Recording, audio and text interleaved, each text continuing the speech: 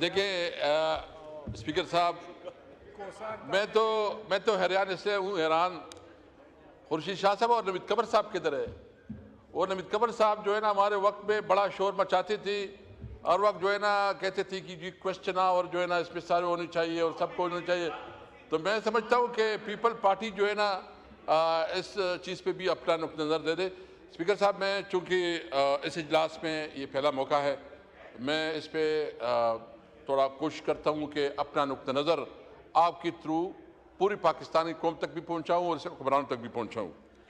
जनाब स्पीकर, ये कानून साजी और ये जो आइनी अमेंडमेंट हुए, जो कॉन्स्टिट्यूशनल अमेंडमेंट पास हुए हैं, अजी साहब एक मिनट,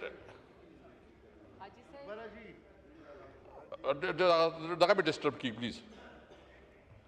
जो कॉन्स्टिट्यूशनल अमेंडमेंट पास हुए हैं, मैं सिर्फ ये पूछना चाहता हूं कि क्या कोई कानून साजी ऐसी भी होती है?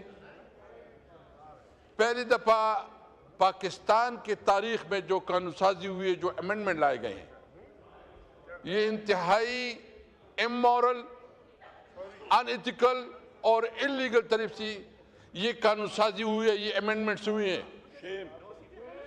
जनाब स्पीकर, इस वक्त जो हमारे एमएनएस, जो पाकिस्तान तहरीक इंसाफ से ताल्लुक रखने वाले एमएनएस हैं, हर एक की अपना अपना दास्तान है, और खासकर पंजाब के जो हमारे एमएनएस हैं, जिस तरह उन्होंने जबर, तशद्दुद और रिश्वत और बहुत बड़ी बड़ी ब्राइब का मुकाबला किया और खड़े रहे अपने लीडर के साथ, मैं अपने एमएनएस को खराज तहसीन पेश करता हूं।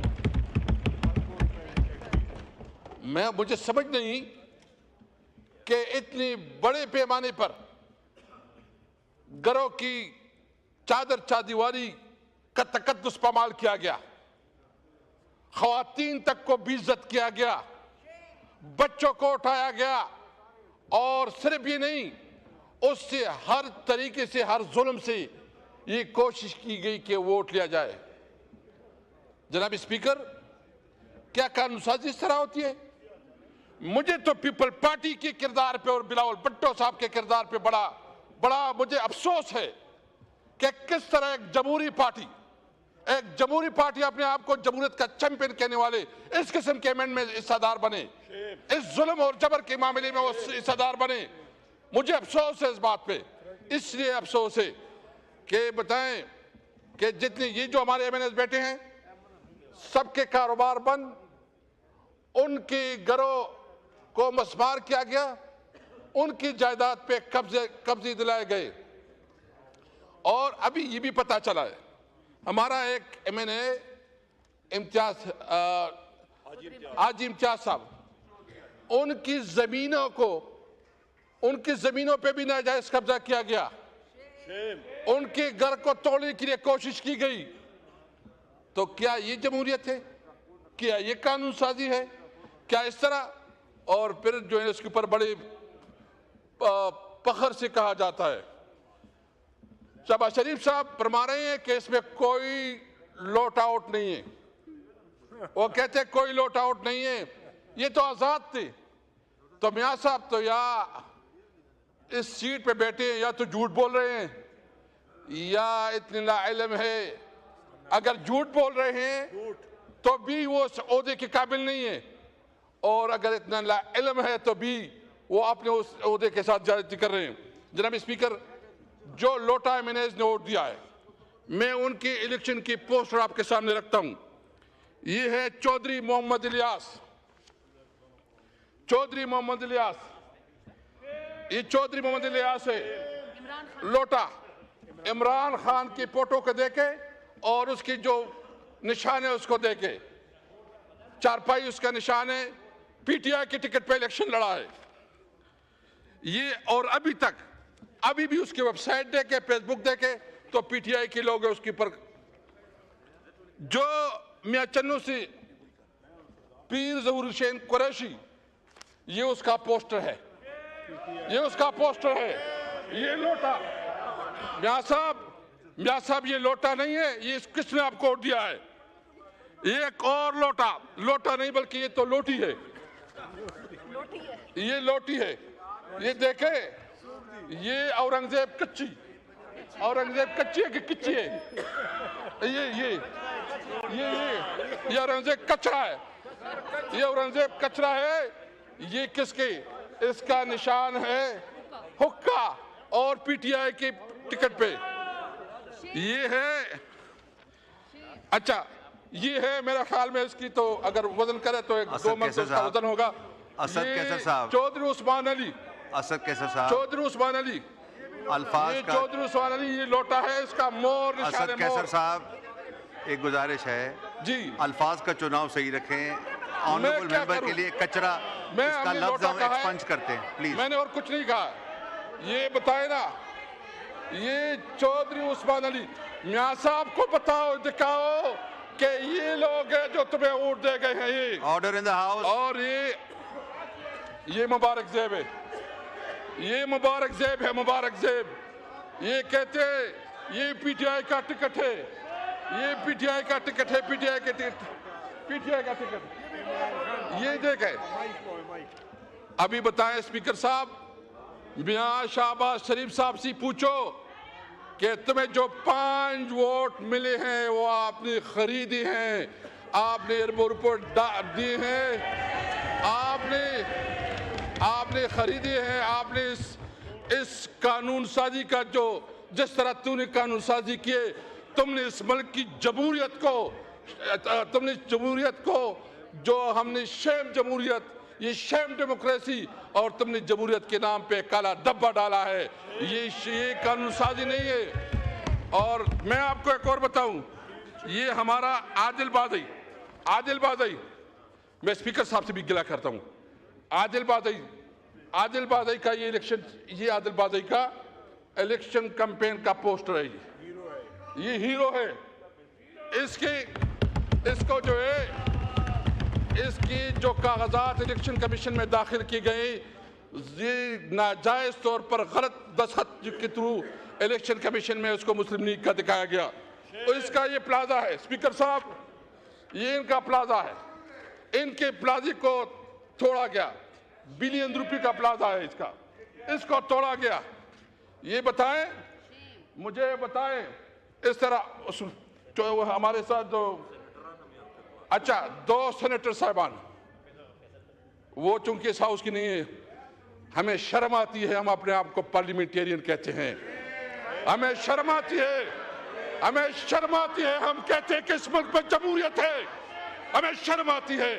ये जमहूरियत नहीं, इसमें तो आप जब डंडे के जोर पे, आप बंदूक के जोर पे, आप फिर, और ये पार्लियामेंटेरियन, ये पार्टियां कहती है कि हमने करवाया, वह तुमने क्या करवाया, और जिसने किया उसने किया, तुम्हारा कोई रोल नहीं है, तुम्हारा कोई रोल नहीं है, जोर और जबरदस्ती से किया है।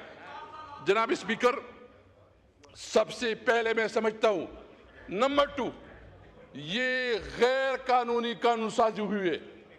मैं पूछना चाहता हूं, ये सेनेट फेडरेशन यूनिट है, इसमें तमाम सूबों की बराबर की नुमाइंदगी होती है, इसमें तमाम सूबों की बराबर की नुमाइंदगी होती है।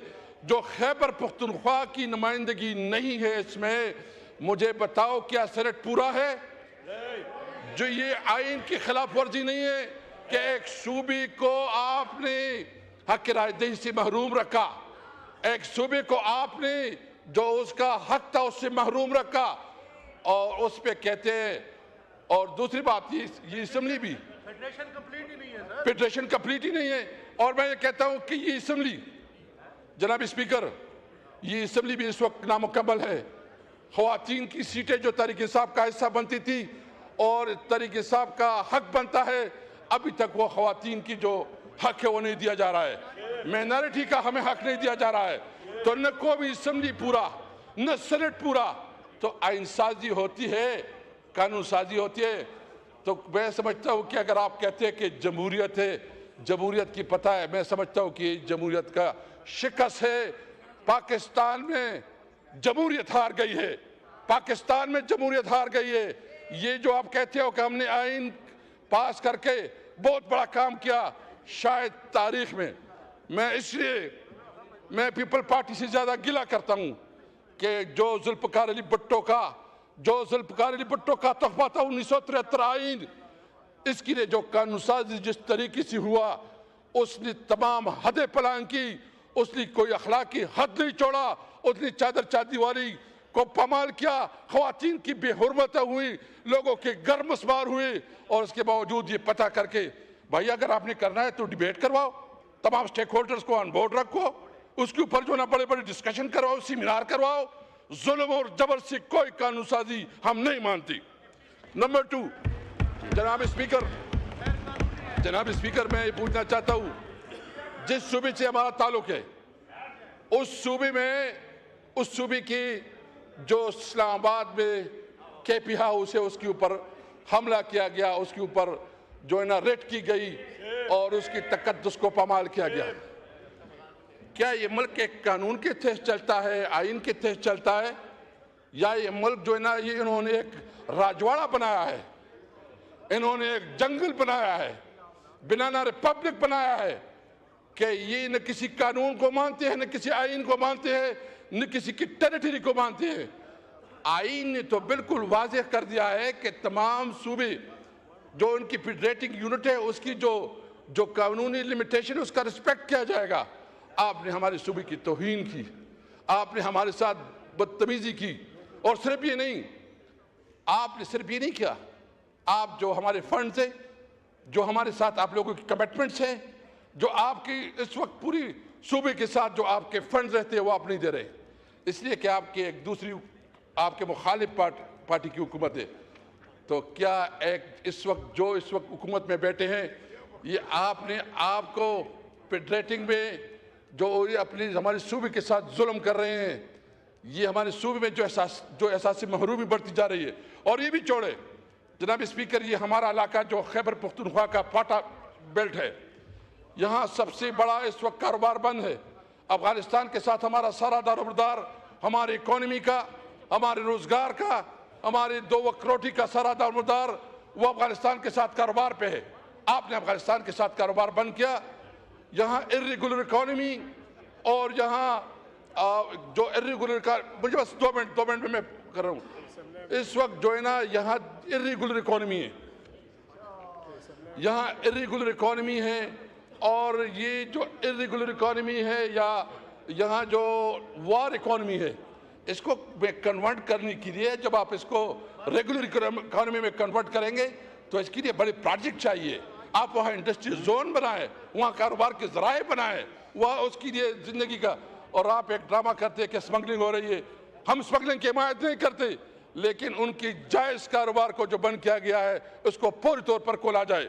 बेसूरत जो CDA ने इस वक्त हमारे केपी हाउस को डिमोलिश किया है और उसके ऊपर जो इन्होंने पाबंदी लगाई थी, फिर कोर्ट में आ गया।